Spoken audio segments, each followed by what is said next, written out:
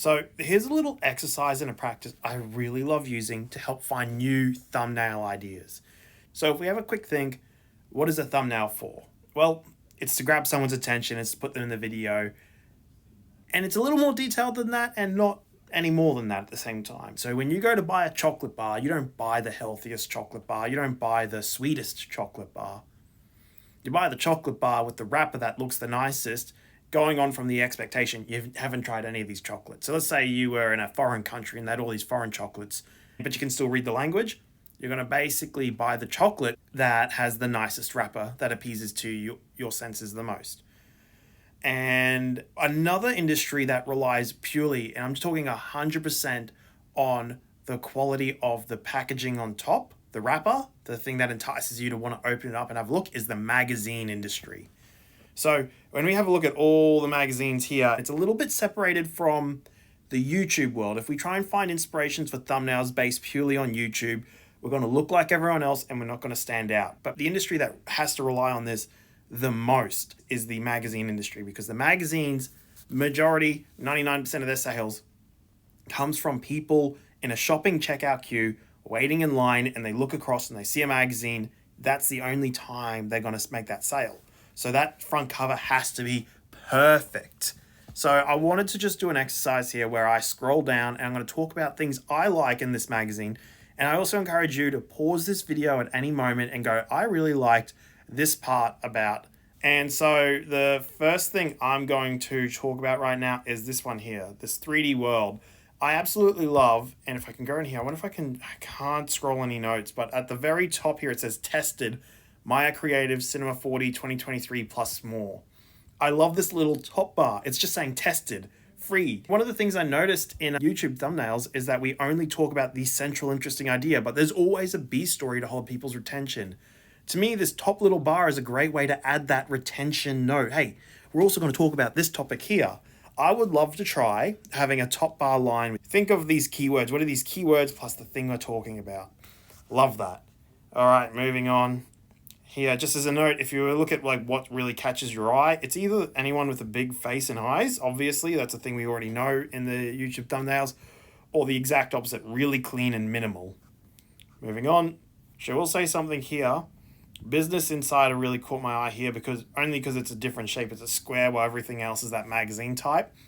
Makes me wonder whether we can do a thumbnail where we copy the colored background of YouTube. So whether it's that white or dark, we have to assume that the audience is on one of the two, and maybe try a different shape. What if we created a circle thumbnail and we tried to make it look like it was just a circle?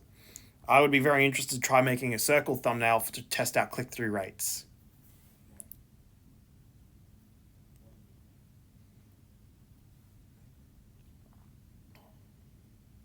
Again, I'm scrolling through quickly also as a thought exercise because I don't want to really analyze this. I want to see what catches my eye and then why. Does it make me want to click in?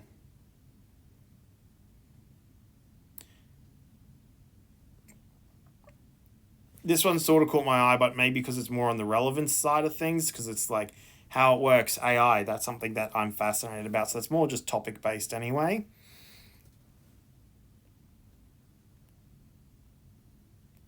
Again, same thing here. This is just like Imagine FX. That's just something that catches my eye because it's a topic I like. I feel like I'm being very picky. There were some things that I was sort of interested in, but not bothered enough with all this choice. I want to just keep looking. So, even being able to get me to click into something now. If I go back to, say, PC Gamer here, with PC Gamer, I was like, I do want to look at that, but I don't need to look at it now. And I don't feel any compulsion to need to look at it now. There's a level in there of me going, what's going to make me want to look at this right now? Stop that scroll. And so, you know what was?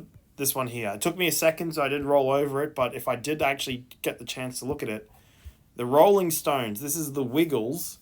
So what's interesting about this is the Wiggles is a children's band, and they usually wear these very childlike clothing, but here they got this very cool rock style clothing going, which I think's really quite fascinating actually, and it's a juxtaposition against what I imagine the Wiggles to be. I love the Wiggles because I grew up with them as a kid, and now I'm seeing them here in this kind of completely different setting.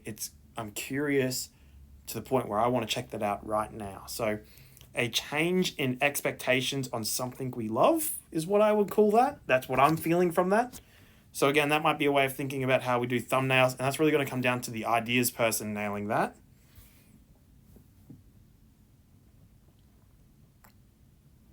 Again, grungy style Christmas, Santa, a bit of blood. That's going to grab my attention because Santa's a child-friendly thing, and to see him all bloody with a bloody sledgehammer tells me that's going to be exciting, fun, and different. I do love the Time magazine's border framing. It is being done every now and then by specific styles of people. I do like it. Avatar, just because Avatar's very popular. Don't need to really get into that. Is there anything else catching my eye? We're getting to the end. Again, it's getting so messy here. Not really loving it, but I do know that these work for that target demographic. All these covers work for their target demographics. This whole really messy, really noisy. For some reason, Christmas stuff always works well when you have a messier thumbnail, but in a general sense, it shouldn't. So if we go here, I think it's just trying to show like packed with like, look at all the value you're going to get from this single video. Right, okay, so look, I think that's really covers about it. So I'd love us to think about what we really can learn from these magazines, because this is an industry that relies on the thumbnail clickbait and actually deliver on that clickbait. It's their entire business model, and I think it's the perfect place to go to learn new tactics, new tricks, try and be a bit different from the industry. So I'm going to start a conversation around this with my thumbnail people and anyone else who's interested in this kind of stuff, and we'll take it from there. Thank you very much, everyone. I hope you enjoyed this recording.